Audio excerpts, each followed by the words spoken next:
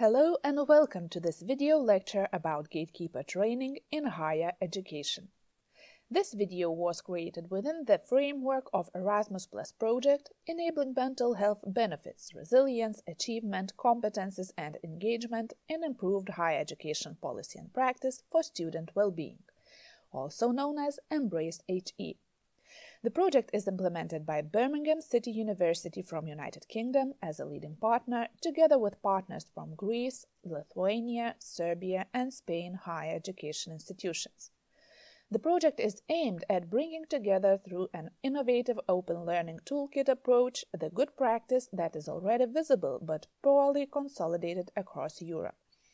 The project seeks to provide the knowledge and skills for higher education institutions to implement good practice in their organizations. University studies can be overwhelming with all classes and deadlines, studies and work, friendships and social time, separation from parents and independent life. Some students experience untreated mental health problems, exhibit early signs of mental disorders, or are at risk for suicide. However, the responsibility for identifying such students is not limited to mental health professionals. On a daily basis, more students come in contact with student personnel staff, dormitory staff, academic deans and advisors, librarians, coaches, other members of the institution community. All of these people can help to identify and refer a student in distress to the people who can help that student.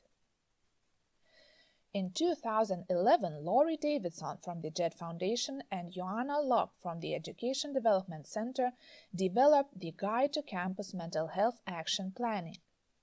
According to this guide, campuses are using a variety of methods to identify students at risk and reach out to students in need, including asking questions about mental health on medical history forms completed by incoming first-year students to identify high-risk or potentially high-risk students and encourage help-seeking or offer assistance. Screening students for symptoms of depression or other mental health problems by either organizing different screening activities or when students seek primary care services. And the last, creating an interface between the disciplinary process and mental health services in order to identify students who may need treatment and promote help seeking. However, Gatekeeper training is perhaps the most widely used strategy to recognize and refer distressing students. This strategy is also recommended by the United Nations to be implemented as an effective one for prevention of mental health problems. According to Gold and colleagues, the main goal of Gatekeeper training is to develop the knowledge, attitudes and skills, thus equip non-professionals to identify those at risk, determine levels at risk, and make referrals when necessary. Therefore, Gatekeeper trainings target individuals who are in frequent contact with others in their communities. In the overview written by Isaac and his colleagues in 2009, we may find that Gatekeeper training as a way to seek out and manage people with suicidal ideation dates back to the late 1960s in Philadelphia. It was followed by the published report on Gatekeeper training in 1971. In the 1980s, the first volunteer task force was formed at the Canadian Mental Health Association along with an Alberta Provincial Government Advisory Committee.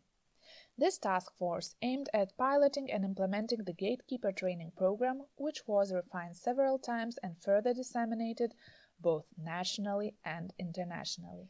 Isaac with his colleagues state that historically gatekeepers have been divided into two groups defined as either designated or emergent. The designated group consists of people who are trained and designated as helping professionals, for example, those who work in the fields of medicine, social work, nursing, and psychology.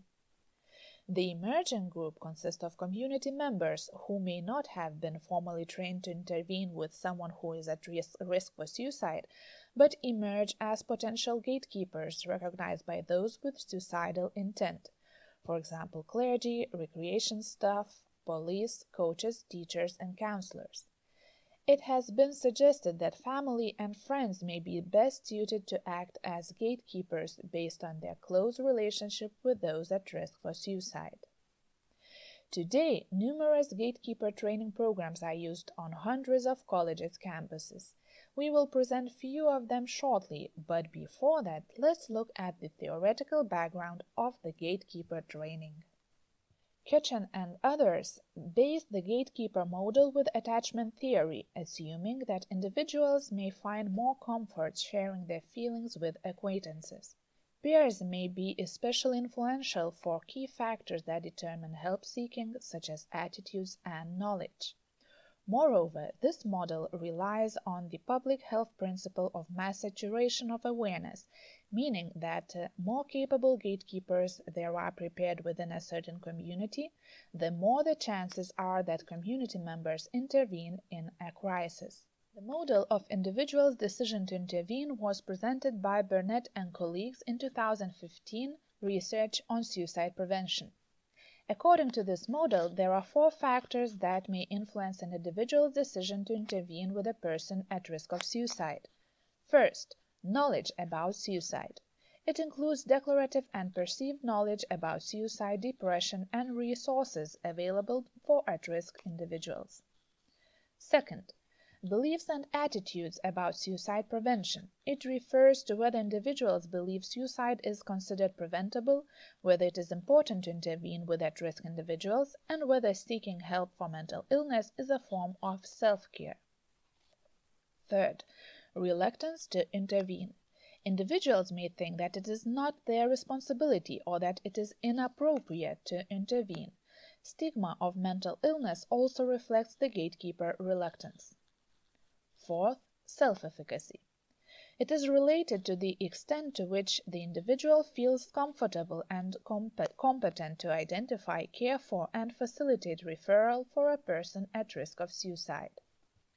Ketchen and colleagues propose that each factor's influential strength on intervention behavior may differ from person to person.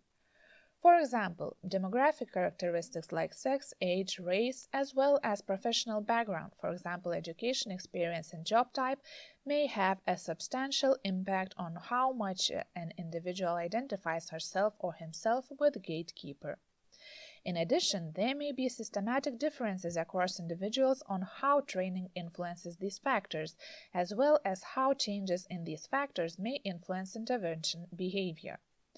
These systemic differences or the social context may reflect the extent to which one's organization, supervisor, or co-workers support the role of gatekeepers to prevent suicide or impose competing demands that limits the ability of persons to act as gatekeepers.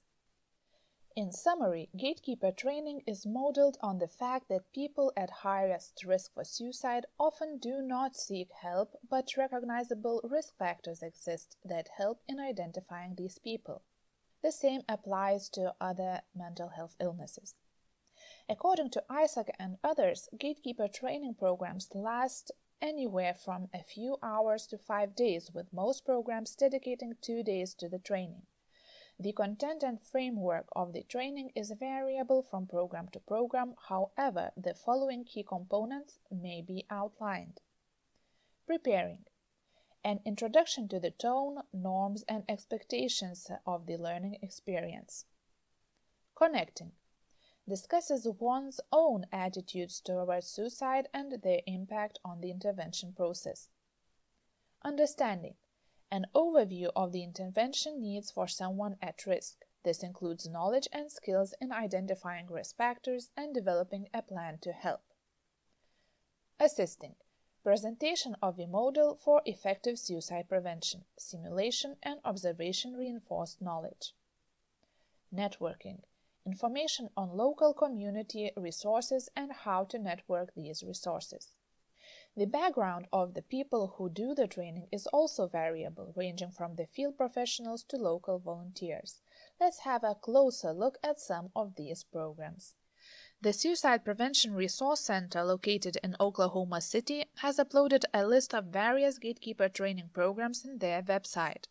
The list was developed in 2012, however, most of the programs are still valid and implemented in different settings, for example, Safe Talk, which later will be presented in more detail. Mental health first aid was created in 2001 in Australia by Betty Kitchener, a nurse specializing in health education, and Anthony Jom, a mental health literacy professor. The Mental Health First Aid is a 12-hour course comprising 5 modules covering depression, anxiety, psychosis, substance abuse, and eating disorders. Each module includes information about signs and symptoms, appropriate responses, and interactive activities. A cornerstone of mental health first aid is the 5-step Gatekeeper action plan represented by the acronym ALG. First, assess risk, particularly for suicidality. Second, listen non-judgmentally to the individual and discuss how she or he feels. Third, give information, for example, about effectiveness of available treatments. Fourth, encourage self-management. And fifth, encourage help-seeking by providing referral information. However, mental health first aid outlines that self-help is not a substitute for professional care in potential crisis. The evidence base for mental health first aid came primarily from Australia, where the program was developed. There have been at least 3 evaluation studies of mental health first aid: an uncontrolled trial with the public, a waitlist randomized controlled trial in the workplace, and an effectiveness trial using a cluster randomized design with the public. Collectively, these studies indicate mental health first aid has positive effects on knowledge, attitudes, self-efficacy, helping behavior, and trainees' own mental health. The program has been implemented in 14 countries, but the evidence is lacking from both higher education setting and population level. Did you know that people who have taken mental health first aid one-day course are called mental health first aid champions? During the course, they are enabled to understand why mental health is as important as physical health, recognize the main symptoms of mental health conditions, and listen non-judgmentally and guide a person towards appropriate professional support. There is also a possibility to attend mental health first aid half-day course and become mental health aware. There is a branch of mental health first aid program specifically targeted to higher education setting. It is based on the assumption that being away from support systems that have been in their place for the better part of their lives, college students may be at elevated risk for developing certain mental health and substance use issues. Mental health first aid for higher education teaches students, professors, and other school faculty members how to notice and respond to various mental health and addiction challenges. Mental health first aid for higher education is an 8-hour training which focuses on the unique experiences and needs of college students, gives the skills they need to reach out and provide initial support to someone who may be developing a mental health or substance use problem, and help connect them to the appropriate care. Therefore, the program is tailored for students at least 18 years of age, faculty members, resident advisors, campus law enforcement, academic advisors, counselors, campus clergy, financial aid employees, coaches and athletic personnel, administrators, and librarians. The course will teach the participants how to apply the LG action plan that was mentioned earlier. Another program worth mentioning is Cognito. It is a suite of 5 online interactive and research-proven training simulations designed to educate faculty, staff, and students about best practices in supporting students who struggle with psychological distress, including depression and suicidal ideation, creating an inclusive work environment in which LGBTQ clients and staff feel safe, valued, and respected, and student veterans who are facing challenges in adjusting to college life. Safe Talk is another Gatekeeper training program widely used all over the world. Could you imagine that since 2006 over 500,000 of people have attended the Safe Talk trainings? Developed by Living Works in Canada, the program is comprised of a 4-hour face-to-face workshop featuring powerful presentations, audio visuals, and skills practice. At a Living Works Safe Talk workshop, participants learn how to prevent suicide by recognizing signs, engaging someone and connecting them to an intervention resource for further support. A skilled, supportive trainer guides participants through the course, and a community resource will be on hand to support their safety and comfort. Like all of Living Works core programs, Safe Talk is evidence-based. Here's what over 15 peer-reviewed reports and government studies on Living Works Safe Talk found. First, it improves trainee skills and readiness. Second, it is safe for trainees, having no adverse effects from training. It also helps break down suicide stigma in the community. Moreover, it provides better skill retention in comparison to other connector programs. Taking into account all the advantages of Safe Talk, it has been implemented in Lithuania. Vilnius Public Health Bureau is an official representative of the Living Works Education Organization, which has the right to issue licenses and handouts to training participants. Taking into consideration the sad statistics of Vilnius University, that every year there were up to 3 suicides as well as several attempts and/or unexpected deaths of students, Vilnius University has included the suicide prevention into its strategic goals in 2017.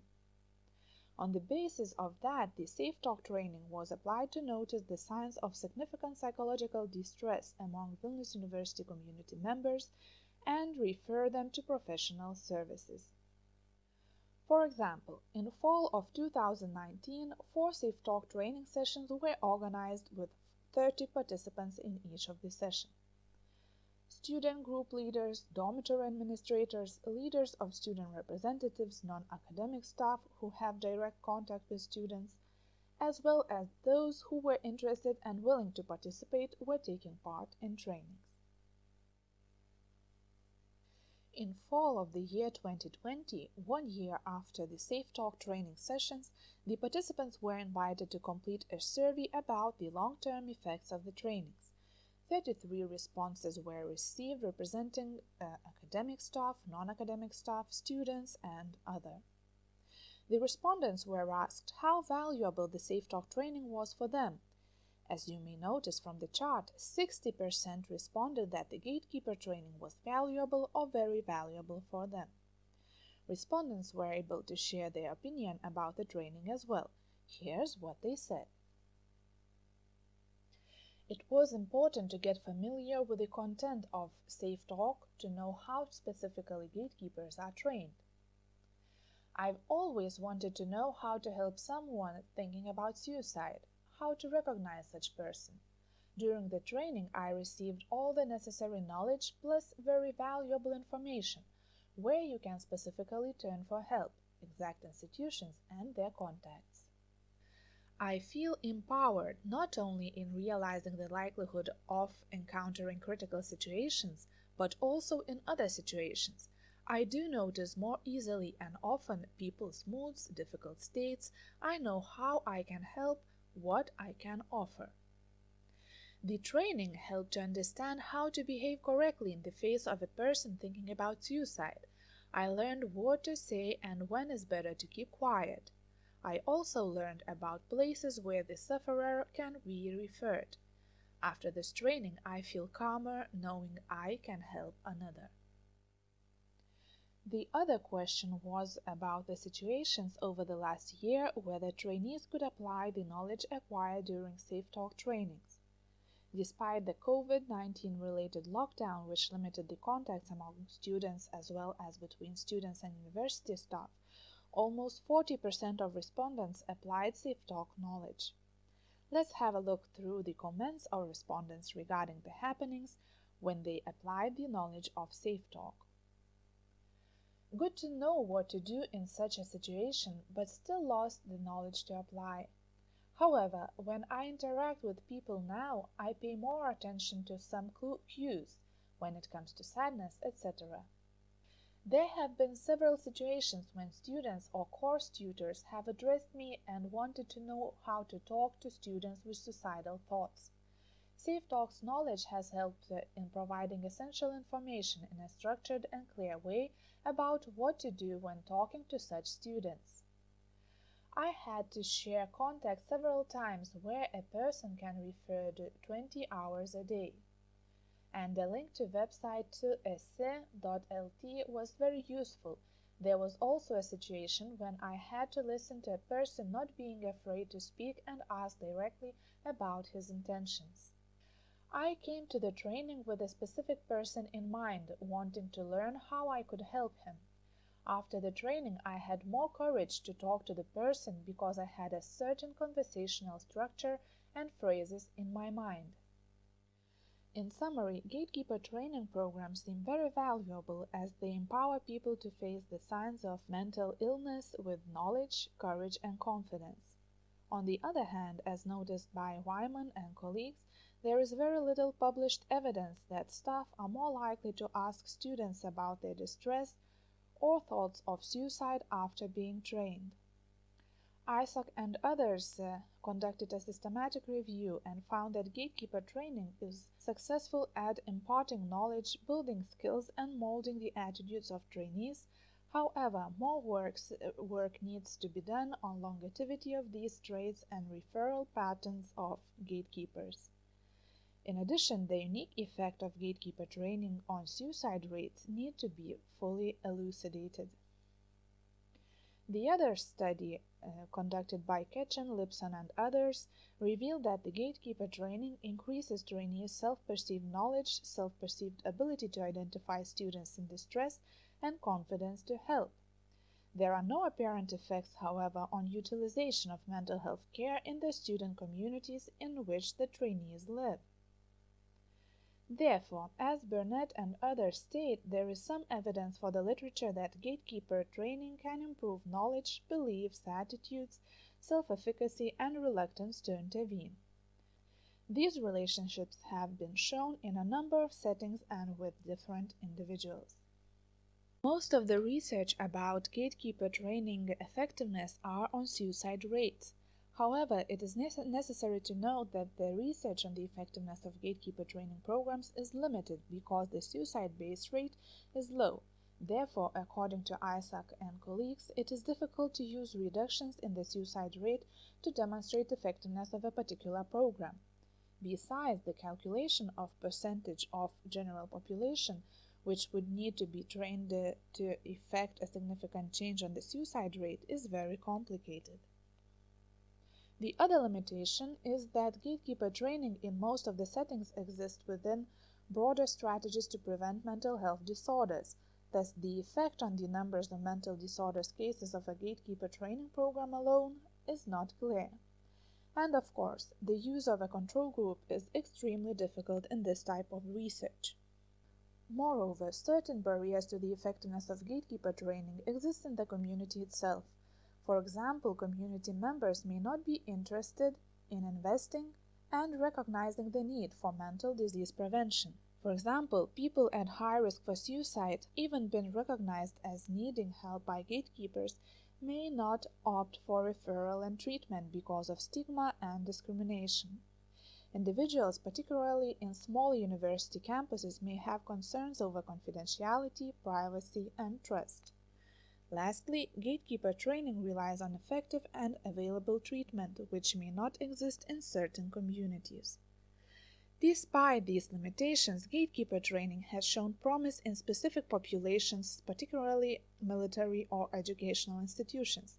Therefore, these environments may be better suited to the structure that is needed to implement Gatekeeper programs.